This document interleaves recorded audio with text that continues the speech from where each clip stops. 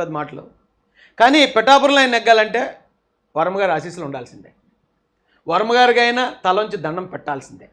అంటే ఒక నియోజకవర్గంలో ఒక ఎమ్మెల్యే గెలవడానికి ఇంత ఇబ్బంది పడిపోయి ఆయన దానికోసం జబర్దస్త్ టీముల్ని, లేకపోతే మరొక రికార్డింగ్ డ్యాన్స్ టీముల్ని, ఇంకొక సీరియల్ టీముల్ని, హీరోల్ని, ఇంతమందిని ఒక్క మహిళ మీదకి ఎందుకు దింపుతున్నారంటారు? ఏమంటే ఎక్కడన్నా జగన్మోహన్ రెడ్డి గారు ఎక్కడేం చేశారా? ఎందుకంటే పార్టీలో పెద్దలు, ఈయనో పార్టీకి పెద్ద. కానీ ఇంతమందిని అదేమన్నా గంగాలమ్మ సంబరమా? అక్కడ మనం హీరోలను లేకపోతే ఇంకోటి పెట్టేసి ఇది చేస్తే అది హిట్ అవ్వడానికి? రాజకీయం ఇది.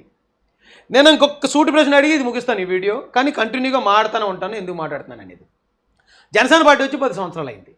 ఈవెన్ మనం జగన్మోహన్ రెడ్డి గారు ఆయన వచ్చి తక్కువ కాలం అయినా కూడా జగన్మోహన్ రెడ్డి గారు క్యాబినెట్లో చూడండి, ఓ మాల ఉంటాడు, ఓ మాదిగ ఉంటాడు, ఒక కాపు ఉంటాడు, ఒక కమ్మ ఉంటాడు, ఒక ముస్లిం ఉంటాడు.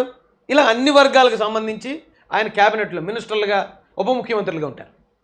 పవన్ కళ్యాణ్ గారు ఉన్నారు. పవన్ కళ్యాణ్ గారి దగ్గర రాష్ట్ర స్థాయిలో ఉన్న ఒక ఎస్సీ నాయకుడి పేరు చెప్పండి. రాష్ట్ర స్థాయి నాయకుడిగా పేరుగాంచిన ఒక బీసీ నాయకుడి పేరు చెప్పండి.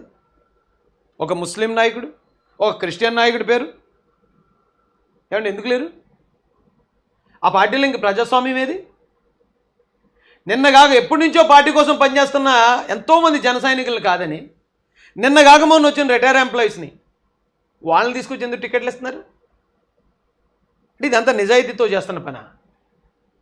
అసలు కేంద్ర ప్రభుత్వం మనకి న్యాయం చేస్తే మీరు కేంద్ర ప్రభుత్వానికి సలాం కొట్టండి. ఎందుకంటే 2014లో మోడీ గారు గెలవాలని కోరుకునే వ్యక్తులు నేను కూడా ఒకడిని.